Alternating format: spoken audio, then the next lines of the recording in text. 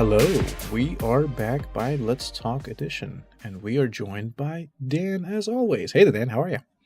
Hey there, man, buddy. How's it going? Love the intro. Life is Oh, great, thank you. fabulous, and glad to be here with you for yet another great Let's Talk edition. Lovely, lovely. That's pretty good. So we are in the new year.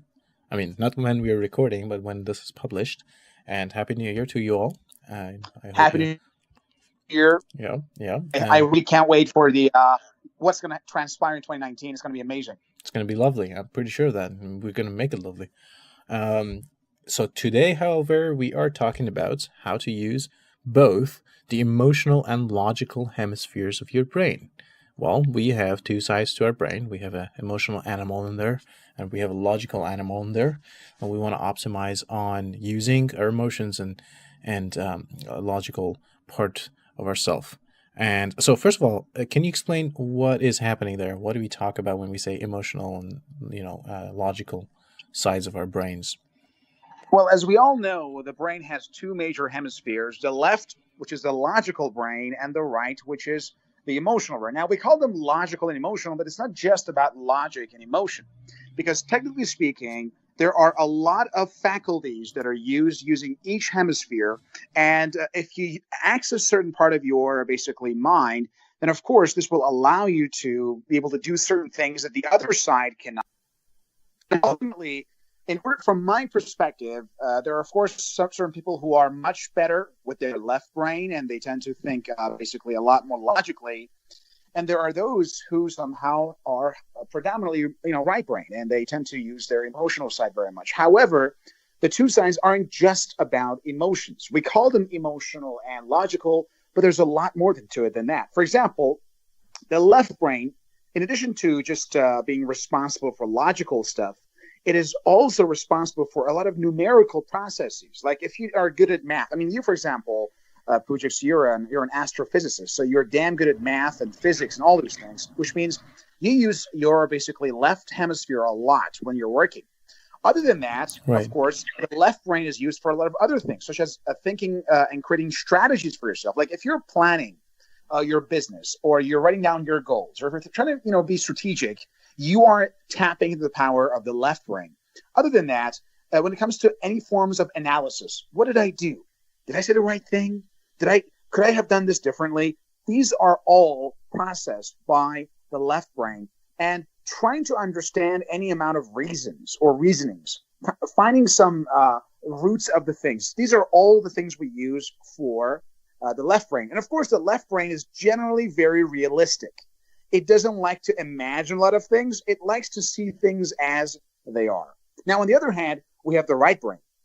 Now, in addition to, being the emotional brain and experiencing all the emotions there, we also use this part of our brain for a lot of other cool things, such as creativity. For example, you use your right brain to come up with creative ideas and to think of a lot of things. When you're, for example, engaged in creative writing, for example, or you're painting or trying to compose music, whenever you're trying to enjoy the music itself, the rhythm, the melody, all that music is being processed on the right brain. Any type of desire that you have in life, any type of yearning, any type of deep and, for example, sometimes hard to resist desires, all are rooted in the right brain. The very sensations that you have, the very desires that you have about life, meaning of life, these are all things that exist on the right brain. So this is not just emotion versus logic. It really is about how you express your different needs using different parts of your brain, which are basically in two major parts: the left, the logical hemisphere, and the right, the emotional hemisphere. Oh, that's pretty cool. That's very interesting. I actually heard about this whole thing, but I never looked into it. So I'm really interested to learn today from you. So, okay, so um, you mentioned that we ought to basically strike a balance and get to optimize using both sides of our brains. And well, that sort of makes sense because not all the interactions that we have to our day-to-day life are merely logical nor are emotional. Most often than not, probably all the time, it's a combination of both. Sometimes the one is dominant and the other is not. However, it's always a sort of a combination of both. It could be 90-10, it could be 50-50. Now, the question is, the conflict here is, to me, that usually it seems that people either behave emotionally or behave realistically, logically, whatever you want to call it. So how does this so is this some sort of lack of experience from people, lack of skill that are either or is this something that we can develop, or is this just natural and there's no other way around it?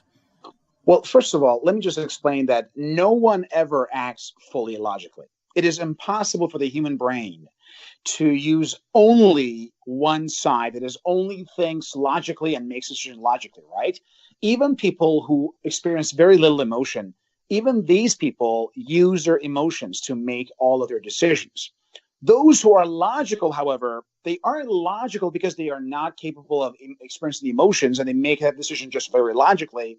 Those are just the people who can control that emotion. So when you're saying this guy is logical, it doesn't mean that he or she doesn't experience any emotions or doesn't make decisions with emotions. It means that he uses the power of logic to convince himself to make the better decision, because that will then give him better emotions than he would have made otherwise if he, for example, had gone for the first option. So the idea of making, I remember once I had a seminar and I was asking the audience, who in this class thinks they're logical?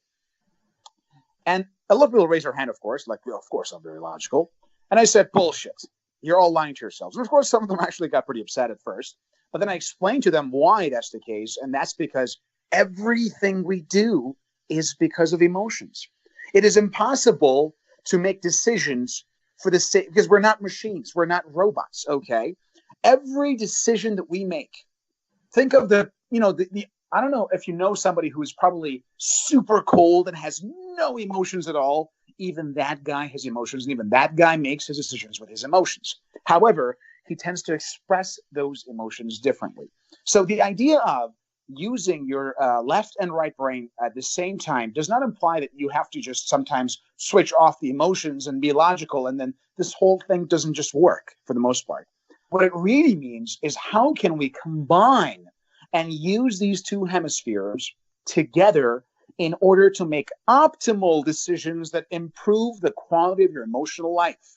For example, let's say that you have some weight problem, right? You want to lose weight and you know that you're fat and you don't like it. You're losing your self-esteem because you're too goddamn fat. And at the same time, you see that hot piece of chocolate. Oh my gosh, it's just so amazing. And you say, dude, I just told myself not to have that, no chocolate tonight. Now you're saying, well, you're being so logical. This is not logic. This is discipline. And discipline itself is an emotional process that says, listen, there's no doubt that I love the chocolate and I will get a tremendous amount of pleasure from eating that chocolate. That's so much pleasure. At the same time, I really want to be fit. So tell me, emotional brain, again, the logical brain asks the questions. Tell me, emotional brain, do you love chocolate? The emotional brain says, of course I do. Then says, so emotional brain, do you love to be fit and have a six packs and be freaking cool? The brain says, of course. At this time, then the logical brain asks the right question. So, emotional brain, right hemisphere, which one do you think gives you better emotions and gives them to you for a longer period of time? The chocolate or being fit and having a six pack, for example. And the emotional brain says, of course, because if I have a six pack, I feel very good about myself. But if I eat a chocolate, that's going to be only fun for a couple of minutes. Again, you see what's happening here. Basically, when I'm saying using both of your hemispheres, what I'm really saying is you let the logical brain guide the emotional brain towards the right emotions, because you can never, ever make decisions without emotions. Every decision, the very fact that you and I are right now talking and recording this podcast, our listeners are listening to it. The drivers, the Uber drivers now are carrying the passengers to their destinations. The pilots are in the air. The economy is booming. Whatever it is, this is all because of emotions, dude. This is not because of logic.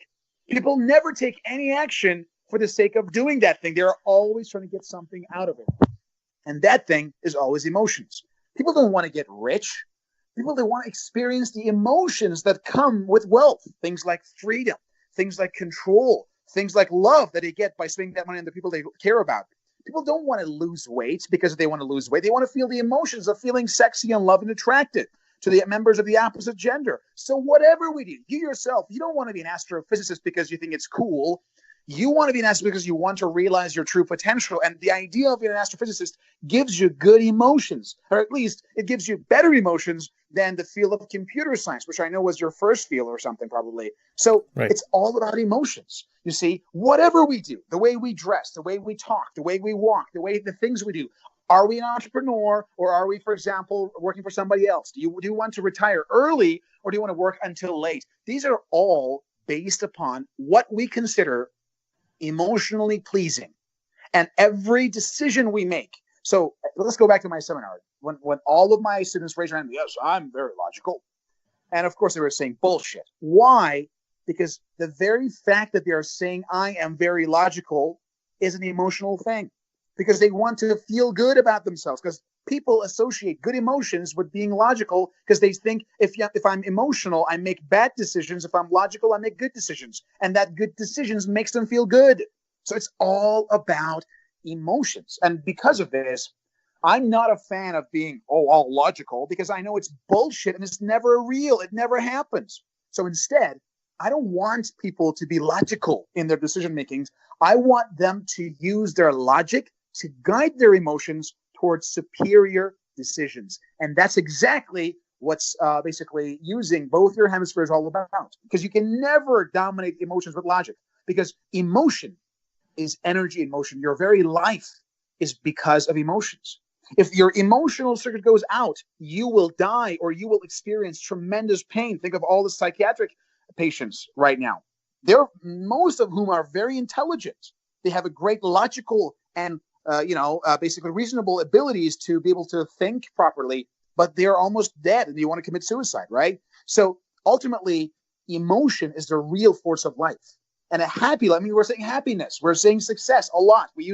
Our podcast, we talk a lot about the future. Why do we care about the future? Because we want to be able to create a good future. Why? Because that gives us what? Good emotions. So because of this, I'm not a fan of, I'm not emotional.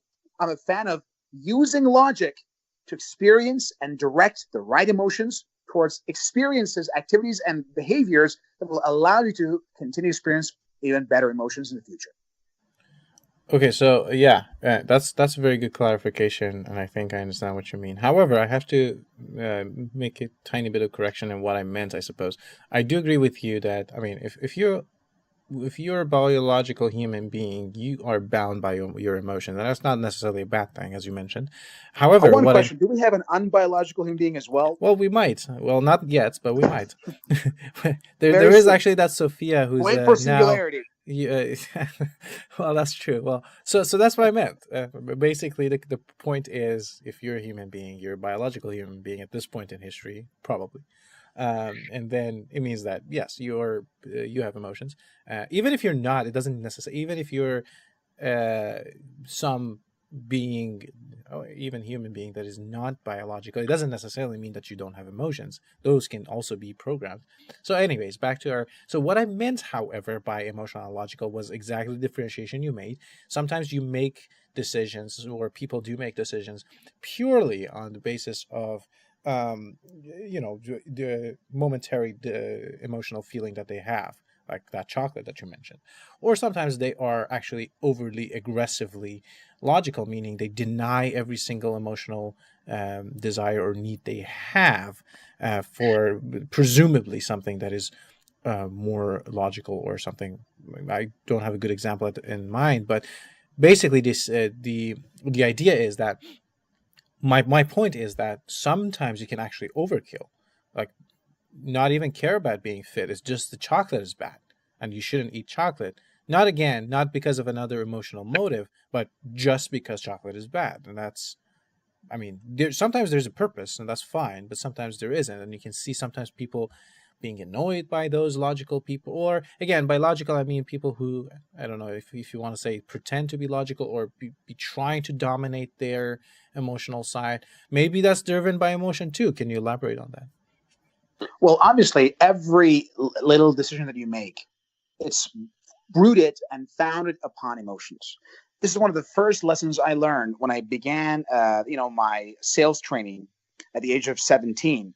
And what we learn in sales is that all customers, all clients make their decisions emotionally, and then they justify that decision using logic. And this is, of course, both good and also very dangerous at the same time. Why is that? Because if you make your decisions logically, which you can't, obviously, and you think you're being logical when you're not, this could lead to some very serious problems down the line. For example, think of the person who doesn't know that he makes decisions emotionally and then uses logic. For example, why did I buy that? Well, because that was very important and necessary. Oh, that's right. So I made the right decision.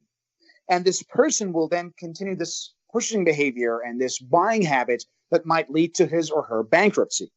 Because of this, I really believe that you first want to be cognizant of the fact that we all make our decisions emotionally and then use logic to justify and rationalize it.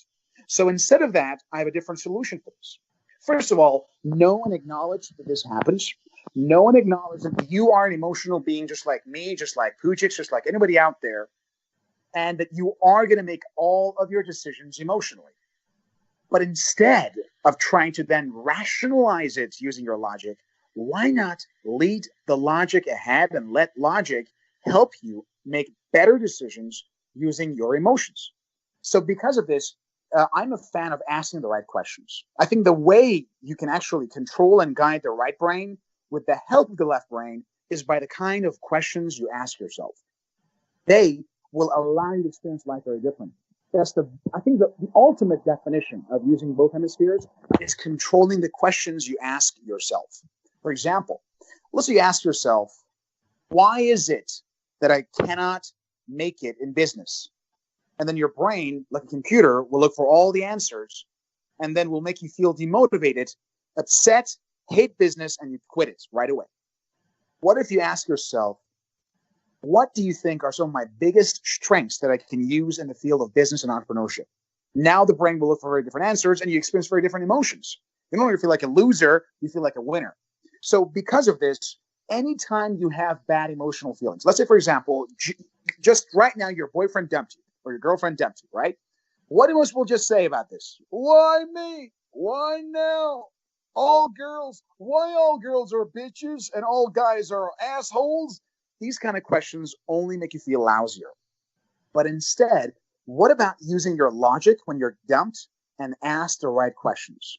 So, buddy, why do you think you got dumped? Or, hey, girl, why do you think your boyfriend just left you? And then the brain thinks, well, because that guy or that girl is just such a terrible person. That's, of course, the first answer, but it doesn't give you good emotions. But then the logical brain continues. All right, so let's assume that person is a terrible person. What else could be the reason why this happened? What else? What else? And eventually your brain thinks, maybe because I did this, perhaps I was too needy, perhaps I did not consider how her emotions are being hurt by my behavior, whatever it is. And all of a sudden, the same brain that was crying like a little baby now becomes a scientist. And guess what? You start experiencing much better emotions, the feelings of pride and confidence and ability. Dude, I know what I'm doing. And all of a sudden, your entire emotion changes. So the same breakup that might have even led to that person's suicide now becomes a great learning lesson with the help of the logical brain and allows the person to experience much better emotions. I mean, you yourself, Poujix, what kind of emotions would you feel if you undergo a tremendous loss and then learn some tremendous, highly valuable lessons from that experience? How would you feel if you like, dude, I learned so many great lessons from that failure? How would you feel? Oh, obviously. I mean, that's one of the good things. I mean, I think every single loss that you have, major loss that you have, if you actually do get past it, is by learning something. And it's amazing because you're a better person for it. And like you talk about breakups or even losing a family or friend. Well, losing family or friend is a different story, but for a breakup, you almost want to thank that person in the sense that, okay, you made me understand something bad about myself because, well, Exactly. yeah, it's And this amazing. makes you feel what? Good or bad? Oh, of course, good, amazing, not even good. Perfect. That's Yeah. exactly what I mean by combining the two. Some people say, no, no, you have to be just very logical. It's very terrible to use your emotions to make decisions. Bullshit. We all use all of our emotions all the time when it comes to making all of our decisions. So you can't stop the emotions. Don't stop the emotions. Start controlling and directing the emotions by asking good questions from your emotional brain. And this, from my perspective, is the very core and essence of using both hemispheres to live a far better life. Extraordinary. And one thing that I want to actually pinpoint here, and that was you mentioning writing sorry, asking the right questions. And I cannot, like, beyond even this realm, I cannot emphasize this more enough. As you know, I do teach high school kids, especially with math and physics. And recently, I had one student that she was struggling with some questions. She went through her test review, and then she brought me some questions when I went to their place. And then she was like, "Oh yeah, these are the questions that I couldn't get my hands on," and I never explained how to do it to her. What I did, I was like, okay, so what is this question asking? And then she was like this. And I was like, okay, what do you do then? So I basically, as you mentioned, asked her questions, but not just any question, the right question. And that was what I explained to her. I was like, you knew all along how you should solve it. It was not I impart some new wisdom to you. No, you already knew that. All I Wow. did, I asked the right questions, and it leads you to, extract the answers that you already have, but you just had to match the two. So you had to ask the right question. So I couldn't agree with you more. Most often than not, it's not about the answer. Its answer is there, or you know it, or it's very easily achievable. The difficulty is asking the right question. What is the right question? I couldn't agree with you more in solving your mathematical problems, and as you mentioned, probably and obviously in solving your life problems, making choices and all that. Exactly. Extraordinary. It's actually Absolutely. quite. I've never thought about it this way.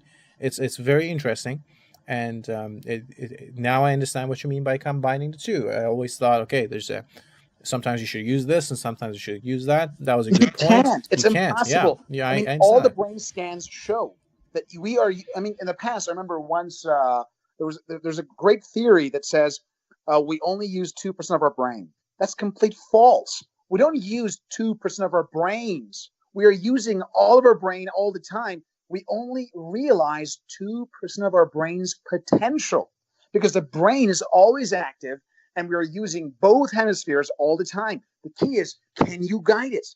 I mean, we have this amazing brain with so much potential.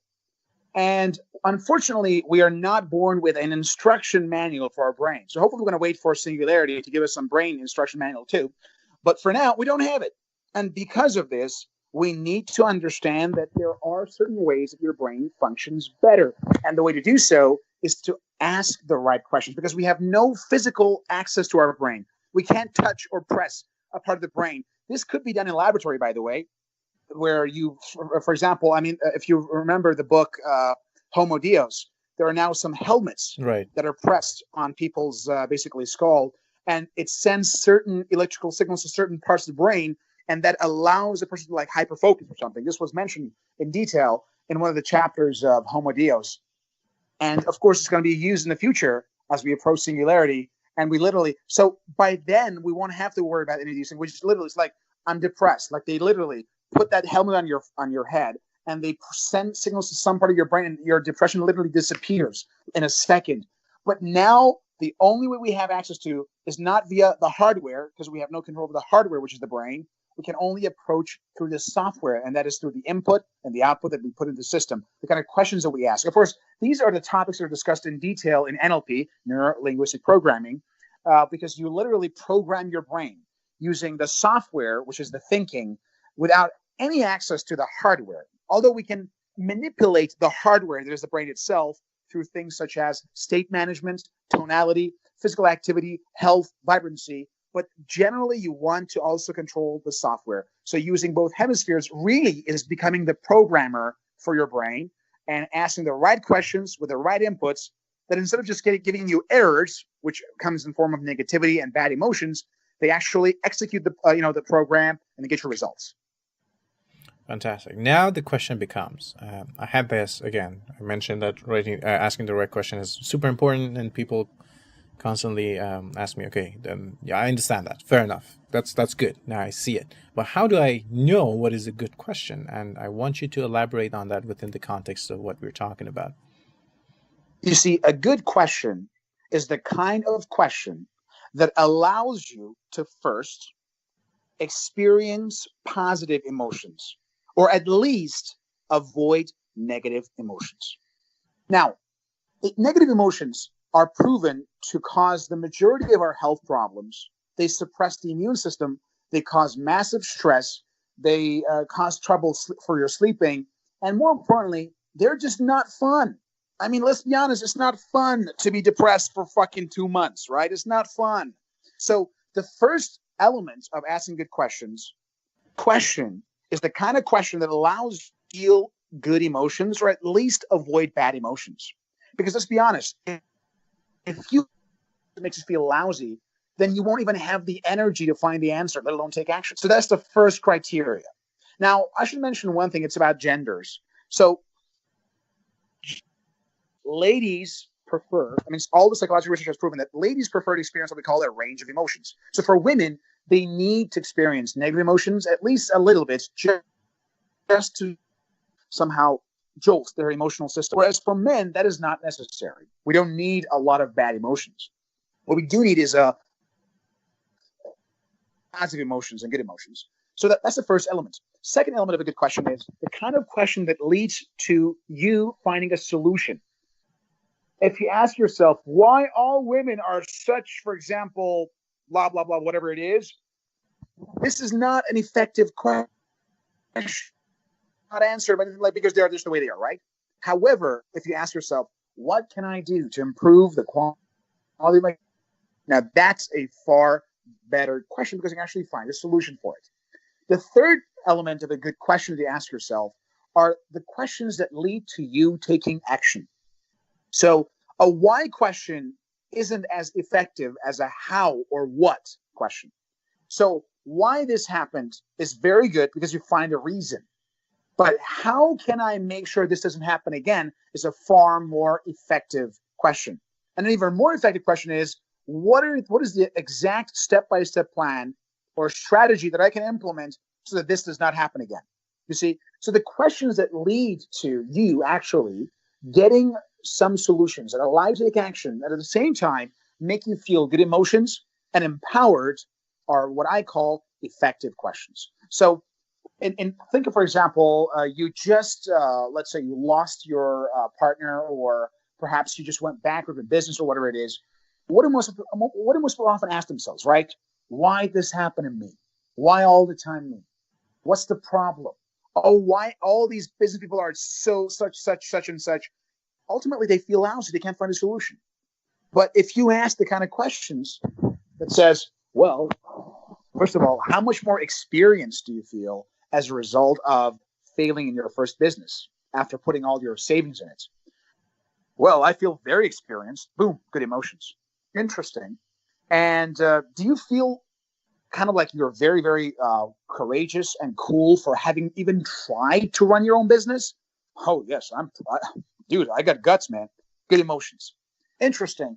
Do you agree that you are part of the minority of the people who actually run their own business, especially at a young age, maybe like 10, 15% of the population? How does it make you feel to be a part of the minority and part of the elite? Boom.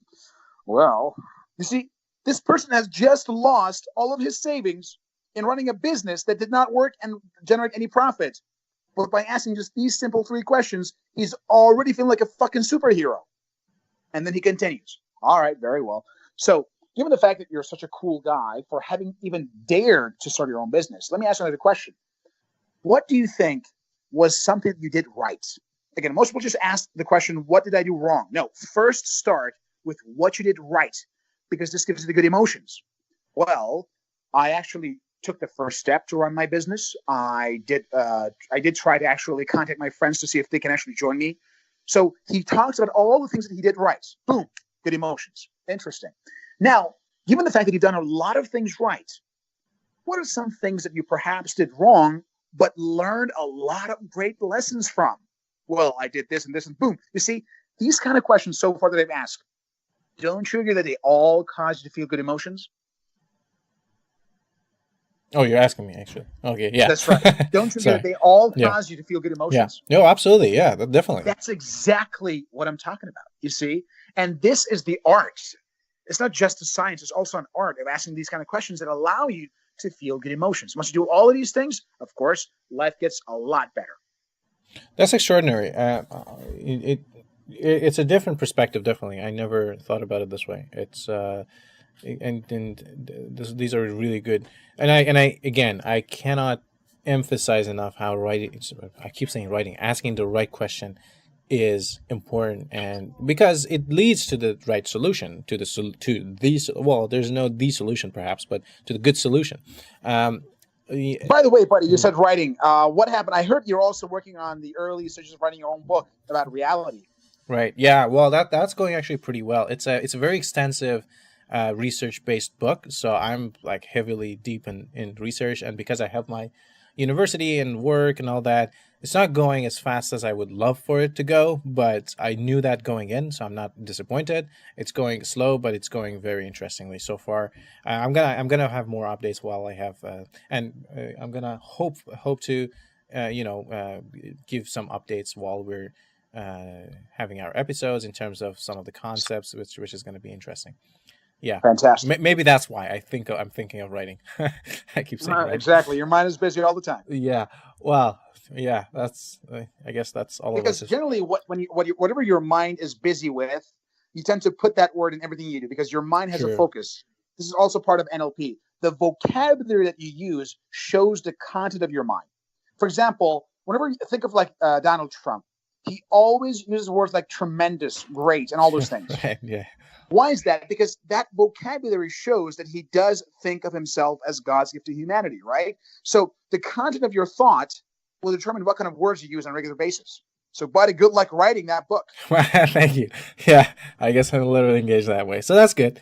All right. So we're coming to the end of the show. Do you want to give anything we didn't talk about, I didn't ask about, I'm missing, or just a final conclusion?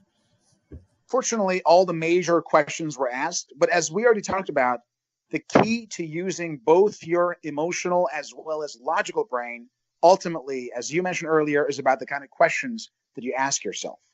If you ever thought of yourself as somebody super logical, get over yourself. Please stop deluding yourself. And the sooner you accept the fact that you're an emotional being, just like your daughter, just like your mother, just like your grandma, the moment you stop acting all so cool, KOOL, please start accepting yourself as a human being.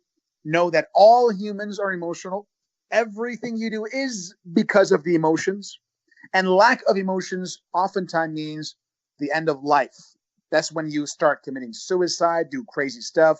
So we need emotions. Life is emotion. So the key is, do you want to experience good emotions or bad emotions? And if you want to experience good emotions, then you got to involve the left logical brain by a variety of things, by asking the right questions, by using the logical brain for strategic thinking, by goal setting, trying to analyze your feedback and failures and learn from them, and try to know what the target is. Do not let the logical brain make the decisions because you will be disappointed. You simply can't. The logical brain is linked mainly to your conscious mind, whereas the emotional brain and the right hemisphere is linked mainly to your subconscious mind. And as we know, the subconscious mind is always stronger than the conscious mind.